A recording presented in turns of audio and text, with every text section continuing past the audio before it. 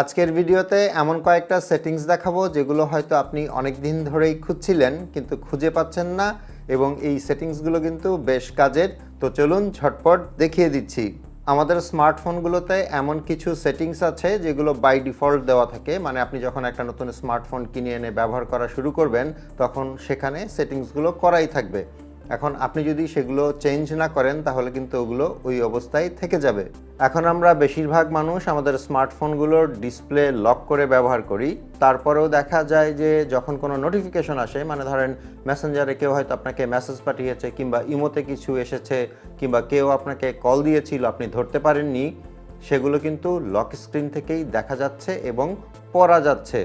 এটা যেন কোনোভাবেই লক স্ক্রিনে শো না করে, মানে ডিটেলসটা যেন লক স্ক্রিনে দেখা না যায়, সেটার জন্য যেটা করতে হবে, আপনি সরাসরি চলে যাবেন আপনার ফোনের সেটিংসে একটা অপশন খুঁজে পাবেন নোটিফিকেশনস অ্যান্ড কন্ট্রোল সেন্টার। এটার ওপর ট্যাপ করবেন। এখানে লক স্ক্রিন বলে একটা অপশন দেখতে পাচ্ছেন, এটার ওপর ট্যাপ করবেন।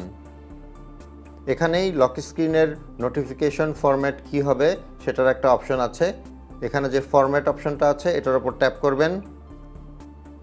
বাই ডিফল্ট এটা দেওয়া থাকে শো নোটিফিকেশন অ্যান্ড কন্টেন্ট, মানে হচ্ছে যখন আপনার ফোনের ডিসপ্লে লক অবস্থায় থাকবে তখন যদি কোনো নোটিফিকেশন আসে তাহলে কে কি পাঠিয়েছে তার সব ডিটেলসই দেখা যাবে।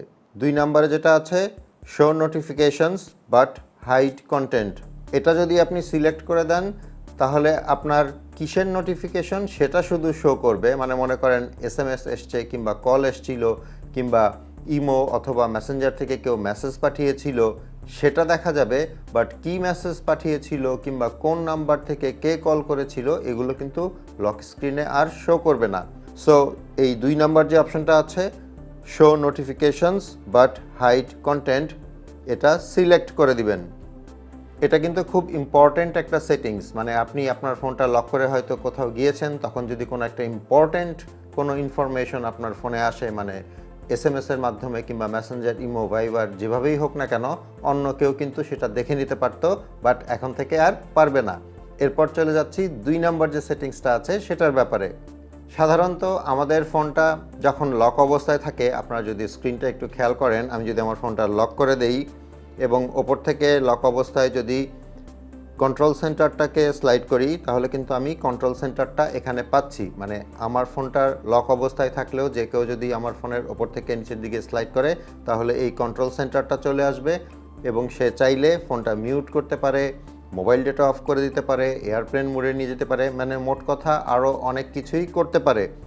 বাট আপনি চাইলে এটা অফ করতে পারেন, এজন্য সরাসরি সেটিংসে চলে যাবেন এবং সেটিংস থেকে আবারও চলে যাবেন নোটিফিকেশন অ্যান্ড কন্ট্রোল সেন্টারে। এখানে একটা অপশন খুঁজে পাবেন আইটেমস শোন on the lock screen after swiping down, এটার ওপর ট্যাপ করবেন। এখানে যে কন্ট্রোল সেন্টারের অপশনটা অন করা আছে এটা এখান থেকে অফ করে দিবেন। এখন যদি আমি আমার ফোনটাকে লক করি এবং ওপর থেকে নিচের দিকে সোয়াইপ করি, দেখতে পাচ্ছেন পাসওয়ার্ড চাচ্ছে কিন্তু কন্ট্রোল সেন্টার কিন্তু দেখা যাচ্ছে না। এরপর আসি 3 নাম্বার সেটিংসে। আমাদের স্মার্টফোনগুলোতে কিন্তু আমরা অনেক রকমের অ্যাপস ইনস্টল করে থাকি এবং সেগুলো ব্যবহার করি। কিছু অ্যাপস আছে যেগুলো সারাদিনই আমাদেরকে নোটিফিকেশনস পাঠাতে থাকে আর যেটার কারণে আমরা বিরক্ত হই, মানে আননেসেসারি নোটিফিকেশনস আর কি। আপনি চাইলে কিন্তু সেটা কাস্টমাইজ করতে পারেন কিংবা একদম অফ করে দিতে পারেন। সো দেখিয়ে দিচ্ছি কিভাবে সেটা করবেন। সরাসরি চলে যাবেন সেটিংস থেকে আবারও চলে যাবেন নোটিফিকেশন অ্যান্ড কন্ট্রোল সেন্টারে। এখানে অ্যাপ নোটিফিকেশনস বলে একটা অপশন আছে, এটার উপর ট্যাপ করবেন। এখানে আমার ফোনে যতগুলো অ্যাপ ইনস্টল করা আছে সেগুলোর লিস্ট দেখাচ্ছে। আপনার ক্ষেত্রে আপনার ফোনে যে অ্যাপগুলো ইনস্টল করা থাকবে সেগুলোর লিস্ট দেখা যাবে।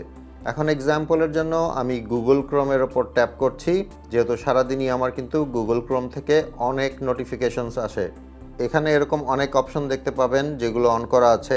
আপনি যদি চান যে নোটিফিকেশন আসুক বাট কোনো সাউন্ড হবে না, সেক্ষেত্রে অ্যালাউ প্লেইং সাউন্ড যে অপশনটা আছে এটা অফ করে দিতে পারেন। আবার যদি চান যে ভাইব্রেট করবে না আপনার ফোন তাহলে অ্যালাউ ভাইব্রেশন এটাও অফ করে দিতে পারেন। আর যদি কোনো অ্যাপের ক্ষেত্রে এরকম হয় যে ওই অ্যাপের কোনো নোটিফিকেশন আপনার দরকারই নেই, তাহলে একদম ওপরে যে অপশনটা আছে শো নোটিফিকেশনস এটার ওপর ট্যাপ করে দিবেন। আমি জাস্ট একটা অ্যাপ থেকে এক্সাম্পল দেখালাম।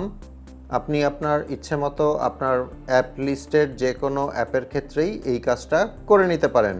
এরপর 4 নম্বরে যেটা আছে সেটা খুবই ইম্পর্ট্যান্ট। আমাদের অনেকের ক্ষেত্রে এরকম হয় যে আমরা যখন কোনো একটা সাইটে লগ ইন করতে যাই কিংবা কোনো অ্যাপে লগ ইন করতে যাই, তখন গুগল থেকে জিজ্ঞেস করা হয় কিংবা অটোমেটিক্যালি গুগলে সেই পাসওয়ার্ড, ইউজার নেম সব কিন্তু সেভ হয়ে যায়। এখন এটা একদিক থেকে ভালো, আবার আরেক দিক থেকে খারাপ। ভালো ইন এ সেন্স যে আপনার সময় কিন্তু বেঁচে যাচ্ছে, যে কোনো একটা সাইটের জন্য কিংবা কোনো একটা অ্যাপের জন্য আপনি যদি একবার ইউজার নেম এবং পাসওয়ার্ড দিয়ে রাখেন, তাহলে কিন্তু আপনাকে আর পরবর্তীতে কোনো পাসওয়ার্ড বা ইউজার নেম দিতে হচ্ছে না, ডিরেক্টলি লগ ইন হয়ে যাচ্ছে। আর এটার খারাপ দিক হচ্ছে যদি কোনো কারণে আপনার গুগল অ্যাকাউন্টের অ্যাক্সেস কেউ পেয়ে যায় কিংবা আপনার জিমেইলটা হ্যাক হয়ে যায়, তাহলে কিন্তু অন্য কেউ আপনার সব পাসওয়ার্ড পেয়ে যাবে। এখন এটা যদি আপনি বন্ধ রাখতে চান, তাহলে সরাসরি চলে যাবেন প্লে স্টোরে।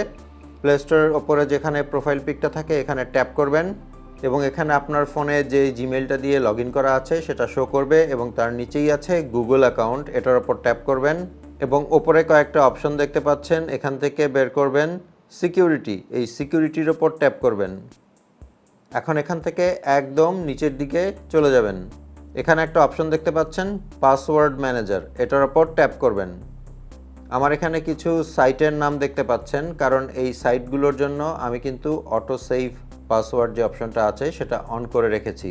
বাট আপনি যদি আমার মতো এভাবে না রাখতে চান এবং আপনি কখনোই চান না যে গুগল আপনার পাসওয়ার্ড সেভ করে রাখুক, তাহলে ওপরে ডান পাশে যে সেটিংসের মতো আইকনটা আছে এখানে ট্যাপ করবেন এবং এখান থেকে সবগুলো অপশন অফ করে দিবেন। তাহলে অটোমেটিক্যালি গুগল আপনার আর কোনো ইউজার নেম এবং পাসওয়ার্ড সেভ করবে না। এরপর আসি 5 নম্বরে যেটা আছে সেটার ব্যাপারে। অনেককেই বলতে শোনা যায় যে আমি কবে কোথায় কখন গিয়েছিলাম সেটা অন্য কেউ জেনে যাচ্ছে এবং দেখে নিচ্ছে। তার মানে আপনার রিয়েল টাইম লোকেশন শেয়ার হচ্ছে, হয়তো কেউ ট্রিক করেই সেটা করে নিয়েছে। এখন আসলেই আপনার রিয়েল টাইম লোকেশন অন্য কেউ দেখে নিচ্ছে নাকি সেটা কিভাবে চেক করবেন সেটা দেখিয়ে দিচ্ছি। আপনার ফোনের গুগল ম্যাপসে চলে যাবেন। গুগল ম্যাপসের ওপরে ডান পাশে যেখানে আপনার প্রোফাইল পিকচার বা জিমেইলের লোগোটা থাকে সেখানে ট্যাপ করবেন। এখানে একটা অপশন দেখতে পাচ্ছেন লোকেশন শেয়ারিং। এখন লোকেশন শেয়ারিংয়ে আসার পরে যদি দেখেন স্ক্রিনের নিচের দিকে কোনো নাম কিংবা জিমেইল অ্যাকাউন্ট শো করছে, তাহলে সেটার ওপর ট্যাপ করবেন। আমার এখানে দেখতে পাচ্ছেন একটা জিমেইল অ্যাড্রেস শো করছে এবং নিচের দিকে আছে ক্যান সি ইয়োর লোকেশন, মানে অন্য কেউ আমার রিয়েল টাইম লাইভ লোকেশন দেখতে পাচ্ছে। সো আপনার ফোনের লোকেশন শেয়ারিংয়ে যাওয়ার পরে যদি কোনো নাম কিংবা জিমেল অ্যাড্রেস না থাকে তাহলে তো খুব ভালো, আর যদি এরকম থাকে তাহলে প্রথমেই নিচের দিকে ডান পাশে যে স্টপ অপশনটা আছে এটার ওপর ট্যাপ করে দিবেন এবং তারপরে ওপরে যে 3 ডটটা আছে এটার ওপর ট্যাপ করবেন এবং রিমুভ ফ্রম লিস্ট এটার ওপর ট্যাপ করে দিবেন। এখন তাহলে আপনার লোকেশন আর কারোর সাথে শেয়ার হচ্ছে না। এরপর 6 নম্বরে যেটা আছে সেটা হচ্ছে অনেকেই বলছেন যে তাদের কাছে আসা কল নাকি অন্য কারো কাছে চলে যাচ্ছে। এর মানে হচ্ছে আপনার ফোন থেকে কল ফরওয়ার্ডিং অপশনটা আসলে অন করা আছে। এখন এটা যদি ভুলক্রমে আপনি করে থাকেন কিংবা অন্য কেউ করে থাকে, তাহলে আপনি সেটা কিভাবে বন্ধ করবেন সেটা এখন দেখিয়ে দিচ্ছি। সরাসরি চলে যাবেন আপনার ফোনের সেটিংসে। সেটিংসের ওপরে যে সার্চ অপশন আছে ওখানে গিয়ে সার্চ করবেন কল সেটিংস এবং এখানে একটা অপশন পাবেন কল ফরওয়ার্ডিং সেটিংস। একটা জিনিস মনে রাখবেন, এই সেটিংসটা কিন্তু সবগুলো ফোনেই আছে, হয় সেটা কল সেটিংসের আন্ডারে আছে অথবা এভাবে সেটিংসে গিয়েও আপনি খুঁজে বের করতে পারেন, বাট এটা সব ফোনেই আছে। সো এই কল ফরওয়ার্ডিং সেটিংস যেটা আছে এটার ওপর ট্যাপ করবেন। এখানে একটু টাইম নিবে, তারপরে শো করবে যে আপনার ফোনে কি কি সেটিংস করা আছে। আমার এখানে দেখতে পাচ্ছেন অলওয়েজ ফরওয়ার্ডে অফ করা আছে, ওয়েন বিজিতেও অফ করা আছে, বাট ওয়েন আনআনসার্ড এখানে একটা নাম্বার দেখাচ্ছে। তার মানে আমার কাছে যদি কোনো ফোন আসে এবং আমি যদি সেটা রিসিভ না করি তাহলে এই নাম্বারটাতে সেই কলটা চলে যাবে। আপনার ফোনে যদি এই ওপরের 3টা অপশনের মধ্যে কোনো একটা নাম্বার দেওয়া থাকে যেটা আপনি চেনেন না, তাহলে সেটার ওপর ট্যাপ করবেন। এখানে অপশন পাবেন ডিলিটের অথবা টার্ন অফ, যেটাই থাকুক না কেন এটা অফ করে দিবেন। আমার এখানে যেহেতু টার্ন অফ আছে সো আমি টার্ন অফ করে দিচ্ছি। এখন দেখতে পাচ্ছেন ওপরের 3টা অপশনেই কিন্তু অফ দেখাচ্ছে, এখানে কোনো নাম্বার নেই। সো আমার কল ফরওয়ার্ডিংগুলো আসলে নর্মালি অফ আছে। এখন একটা কোয়েশ্চেন থাকতে পারে যে হোয়েন আনরিচেবলের আন্ডারে যে একটা ছোট নাম্বার দেখাচ্ছে এটা কিসের নাম্বার? আমার এই ফোনটা বাংলালিংকের এবং আমি বাংলালিংকের মিসড কল অ্যালার্ট যে সার্ভিসটা আছে সেটা ব্যবহার করি। সো এটা হচ্ছে মিসড কল অ্যালার্ট সার্ভিসের নাম্বার। সো এটা নিয়ে কোনো চিন্তার কিছু নেই। আপনিও যদি মিসড কল অ্যালার্ট সার্ভিস ব্যবহার করেন তাহলে এখানে একটা ছোট নাম্বার দেখতে পাবেন যেটা আপনার ফোন কোম্পানির, মানে আপনি রবির হলে রবির, গ্রামীণ ফোনের হলে গ্রামীণ ফোনের, বাংলালিংকের হলে বাংলালিংকের, এরকম একটা নাম্বার দেখতে পাবেন। আশা করি ভিডিওটা আপনাদের অনেক কাজে লাগবে। ভালো লাগলে একটা লাইক করে দিবেন। আপনাদের সাথে আমার দেখা হবে পরের ভিডিওতে ইনশাল্লাহ। সে পর্যন্ত সবাই ভালো থাকবেন। আসসালামু আলাইকুম।